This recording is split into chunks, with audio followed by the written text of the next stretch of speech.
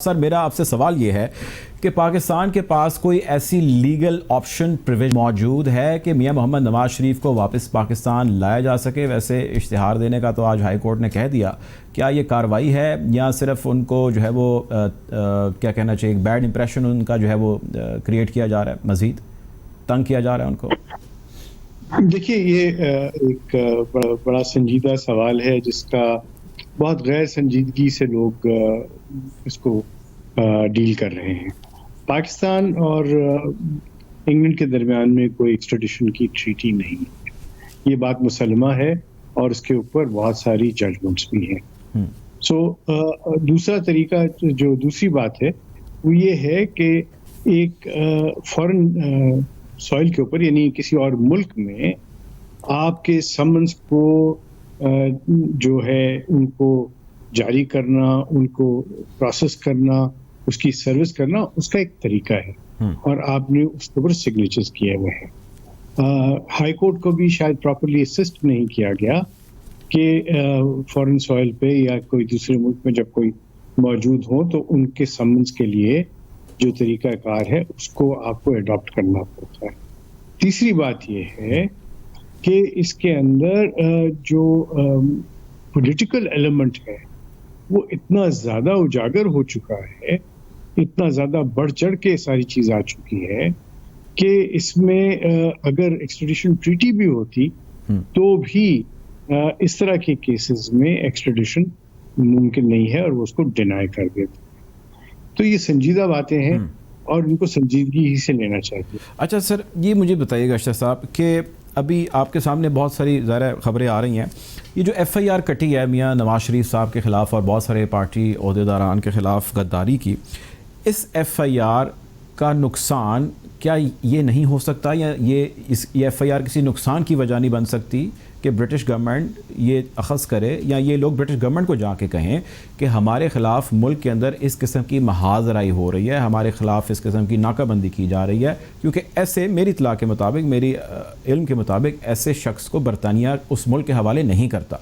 तो ये तो हमारे अगेंस्ट जा रही है। एक तरफ अदालत कह रही है कि जी आप इनको लेके आएँ, दूसरी तरफ ये चीज़ यूज़ हो सकती है as a paper, as a document, as an argument कि जी ये देखें आप हमारे ख़िलाफ़ एक महाजराई की जा रही है, हमें पोलिटिकली यहाँ पर जगह दी जाए। आप बिल्कुल दुरुस्त कह रहे हैं।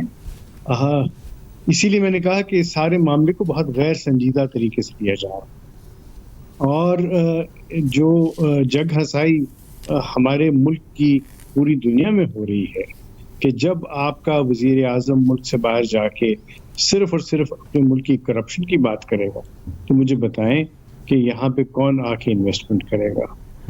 हमें पूछते हैं लोग कि आपके वजीर आज़म जो है उसको तो आप जेल में डाल देते हैं, हम फॉरेन इन्वेस्टर हैं, हमारी क्या आपके मुल्क में किसी किस्म की तहफ़्फ़ुज़, जो हमें क्या तहफ़्फ़ुज़ मिल सकता है?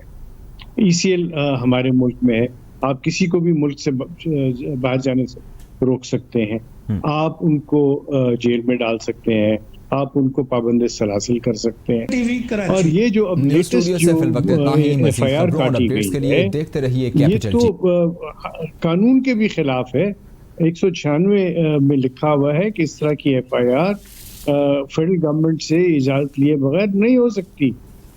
तो मुझे नहीं समझ आ रही कि हम क्या करना चाह रहे हैं। हम जगहसाई का भी मुर्तकब हो रहे हैं, हमारी इकानमी जो है वो दिन ब दिन गिरती जा रही है, हमारे रुपए की कदर गिर रही है, हमारे मुल्क की कदर जो है वो बाकी मुल्कों में कम हो रही है, फाटिफ का हमारे ऊपर एक तलवार लटकी हुई है।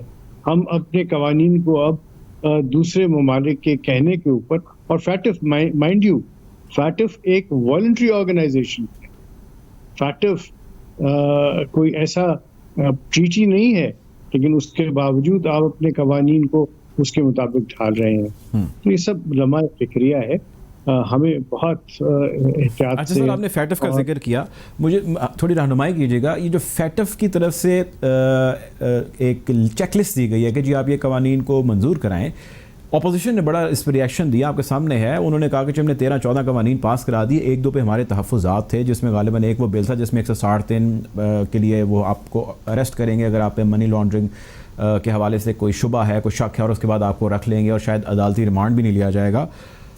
ये क्या वाकई फैटफ की आपके ख्याल से ज़रूरत हो सकती है, या इसको जो अपोजिशन का बयान है कि जी फाइलों के अंदर एक फ़ाइल घुसा दी गई और इस बिल को भी जो है वो सेनेट से पास करवा लिया गया? ये सारे जो सिलसिले चल रहे हैं, कोई और अपोजिशन की जरूरत नहीं हो सकती है आपसे कहे कि ये कानून बनाए। ये जब आप खुद अपने एक वैक्यूम छोड़ देते हैं या आप ऐसा काम जिसमें नजर आए कि आप कंप्लायंस नहीं कर रहे, तो आपको एक ड्राफ्ट या एक मॉडल लॉ बना के दिया जाता है। IMF आपके साथ ही करता रहता है। लेकिन ये जो सिलसिला है ना, ये जो ड्रकोनियन किस्म का, ये फैटफ का बिल्कुल मुतालबा नहीं है। इन सब मामलात को मैं इसको इस तरीके से देखता हूँ, कानून वो बनना चाहिए या वो बनाना चाहिए जिसको कल को आपके ऊपर जब इतलाक हो तो आपको तकलीफ ना हो। तो ये हमने देखा है कि मकाफात अमल का जो टाइम पीरियड है वो बहुत छोटा होता जा रहा है। आप इधर कानून बनाते हैं दूसरे को फंसाने के लिए और उसको खुद फंस जाते हैं। तो अच्छा। मेरी जी प्लीज कंटिन्यू। कि इस मामले को जरा अच्छे तरीके से देखें। हमने इस मुल्क को आगे लेके चलाना है, हमने इस मुल्क को ख़राब नहीं करना। ठीक है। अच्छा, ये मुझे बताइएगा अशरफ साहब कि अगर हम वापस आते हैं इसी मौजू की तरफ जिसमें नवाज़ शरीफ की वापसी का हम जिक्र कर रहे हैं। नवाज़ शरीफ साहब की सियासत एक तरफ, जो उन्होंने पॉलिटिकल माइलेज लेनी है वो एक तरफ, आपने कानून का जिक्र किया कि ये हमारे आगे खुद आ जाता है। अभी नवाज़ शरीफ साहब ने एक रिबेल की सी जो है एक मूवमेंट भी स्टार्ट किया और एक रिबेल कैरेक्टर भी है जिसके अंदर वो इस वक्त जा चुके हैं, डिनाइल फैक्टर है जिस पर जा चुके हैं। सेहत उनकी एक तरफ, सियासत उनकी एक तरफ, लेकिन ये केसेस लीगली वो इनमें कितना फंसते जा रहे हैं। कल को अगर वो वापस पाकिस्तान आते हैं, वो आके कोई जलसे करना चाहते हैं और अपनी सियासत को आगे लेकर चलना चाहते हैं, तो उनकी फ़ाइलें तैयार होती जा रही हैं, उस पर हर गुजरते दिन के साथ एक पेपर मज़ीद, एक तहरीर मज़ीद ऐड होती जा रही है। ये लीगली मियाँ साहब के लिए इस वक्त ये सारी सिचुएशन कितनी ख़तरनाक हो सकती है?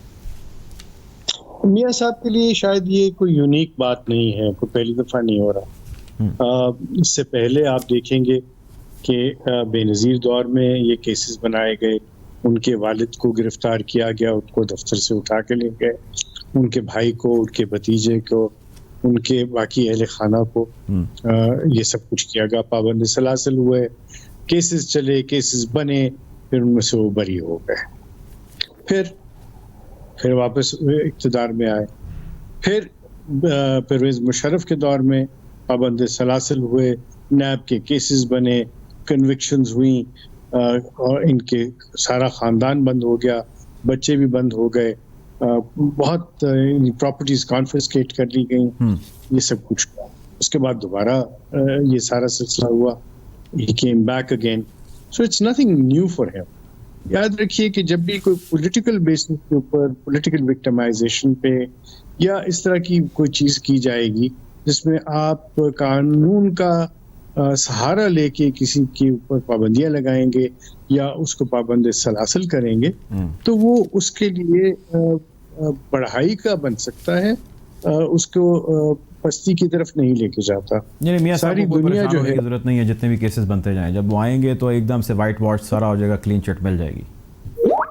देखिए मैं तो यही देख रहा हूँ पिछले 30 बरस में।